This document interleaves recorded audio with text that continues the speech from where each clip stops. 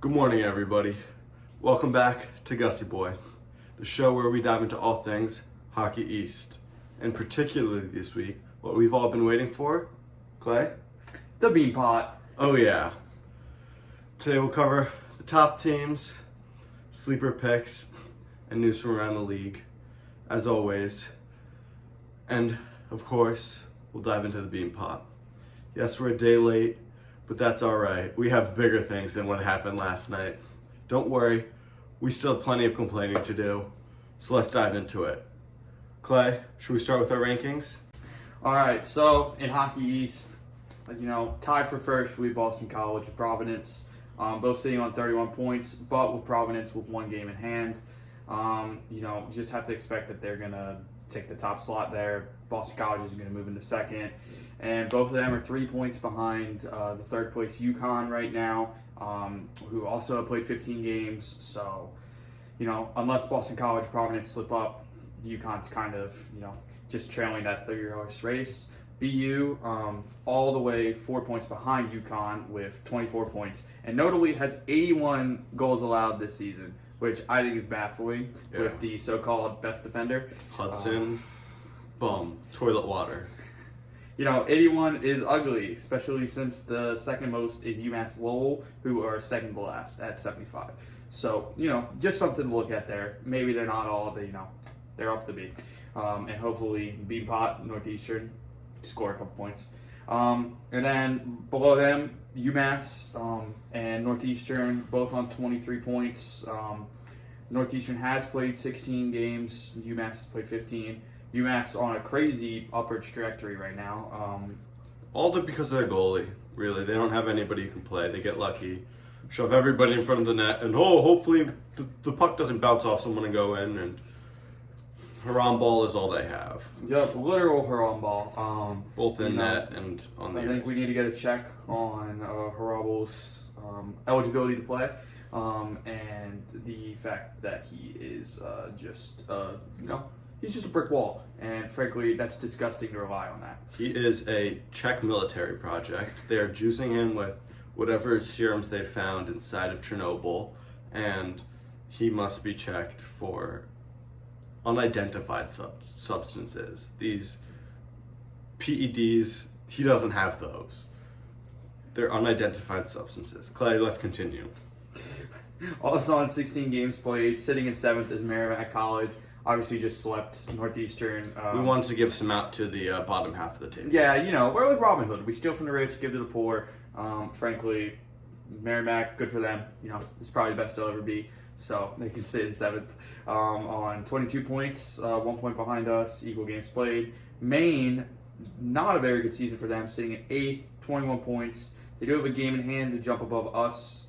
Actually, could jump into 4th, tie 4th, but we'll see how that goes, if they can win that. Vermont at 18 points, just kind of out of the race like everybody else. UMass Lowell, 16, and wrapping it up, New Hampshire, 15 points. Almost as many points as games played.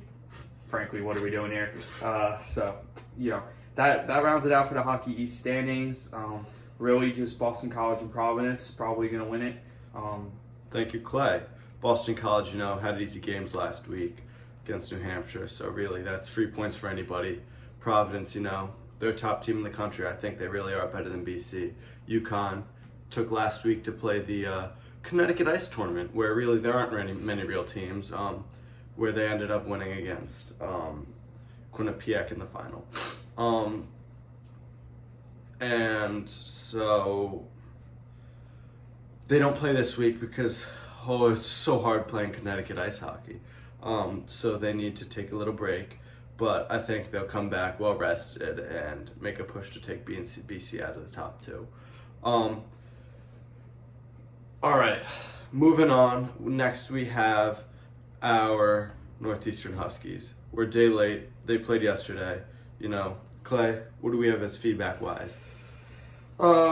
Actually a very good performance yesterday. Defensively was not great, but we did actually outshoot a team for once, which I think is the reason that we lost. We're not used to playing, dominating another team. Yeah. But I think we had 46 odd shots, and that's just too many for us to be putting. I think we focused on quantity, not really quality. I think that we did deserve to win, but Haram Ball is going to win. Seeing that all over the world right now, and frankly, it's disgusting. I think one of our biggest issues is considering May a defender, Austin May. Why he's on first line of our defense, who knows? All he can do is score, he can't defend. We need him as the extra skater, not as a defender. Good for him, he scored a goal. But when is he going to play some defense? This is why he should not be our first line defender. We need defenders, not him. Borghese can't carry the first line by himself. He needs some help. Yeah, I heard, open tryouts for Northeastern Hockey. If you're a defender, show up. He's going out as the man to take our team penalties. Yep. He's practicing his skate from the bench to the box. Yep. No stick in my hand, just as fast as I can get from door to door. He's wearing soccer shin guards to reduce weight. Yep. No pads, just pure aerodynamics to the bench or to the box. But if you're a defender, reach out to us. We'll get you in contact with the coach because Lord knows we need it. If we don't fire him by then. Anyway, moving on. We should have won, and overtime we dominated, but they get lucky and once and they win the game. That's how hockey goes. All right. We have other games across the league, of course. Definitely not as important, but we'll cover them anyway. Last night, obviously, we played. Last night, obviously, we played UMass. We lost in overtime. BC and BU, first of their preliminary Beanpot matchup.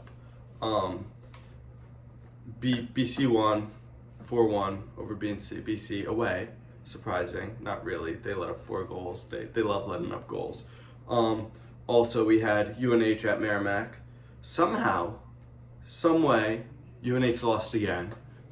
Surprise to everybody. 2-1, so not terribly. And of course, Stonehill, Vermont.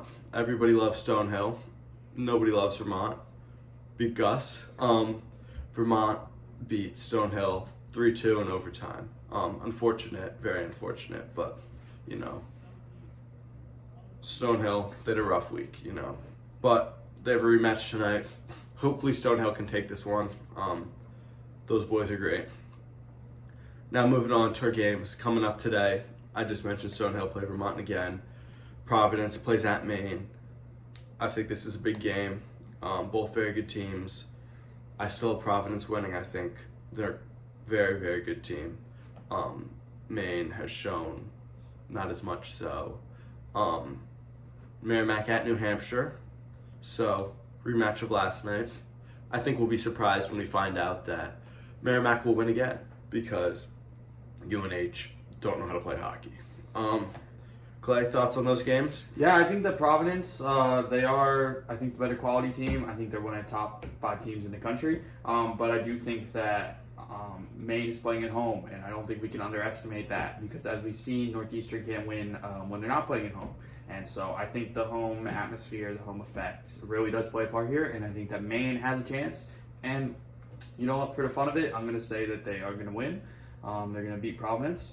And then Merrimack, New Hampshire, like I said, this is as good as Merrimack's going to get. So might as well give another win over New Hampshire, get them a couple points. It's not going to mean anything other than pride for them, but might as well just beat a horse while he's down, which is New Hampshire. Thank you, Clay. Now we have one game on Sunday, of course. UMass Lowell versus the Bums out west, UMass Amherst.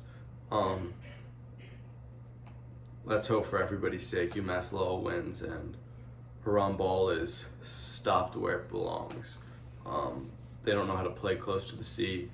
They like to stay out west in the mountains. I don't know if there's mountains out there, but they don't know what it's like to be around Foothills. people. Yeah, they don't know what it's like to be around people. So when they're out east, they'll figure out that they can't lose when there's a crowd. Yo, got to root for the underdog here. Got to root for UMass Lowell. Also, Haram Ball. What are we doing, guys? So I think that it would be cool if the satellite campus does actually beat the main campus.